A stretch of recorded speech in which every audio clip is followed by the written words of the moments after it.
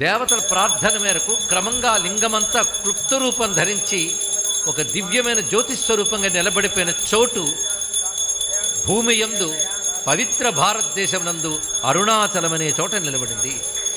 ఇది పరమేశ్వరుడు తనను తాను వ్యక్తపరుచుకున్న అద్భుతమైనటువంటి అగ్నిలింగ స్వరూపము. అగ్ని యొక్క వర్ణము అరుణం, అరుణకాంతులు. అది నిశ్చలంగా స్థిరంగా ఉంది గనక అచలం, అరుణం అచలం అరుణాచలం అనే పేరుతో ప్రసిద్ధి చెందింది. అక్కడ 3 రూపాలతో స్వామి నెలకొని ఉన్నాడు. ఒకటి లింగ రూపం, రెండవది పర్వత రూపం, మూడవది గురుస్వరూపం. మొదటి 2 సామాన్యులు కూడా చూడగలరు, కానీ మూడవది సామాన్యులకు దర్శనం కాదు. ఆ గురుస్వరూపంగా కూడా ఆ పర్వతమునందే స్వామి ఉంటాడు. ఇది అరుణాచలము. అరుణాచలం అనే పేరే శివుని పేరైనది. అరుణము అచలము. అరుణం అనేది తేజస్సు, అచలం అనేది స్థిరత్వం. శివుడు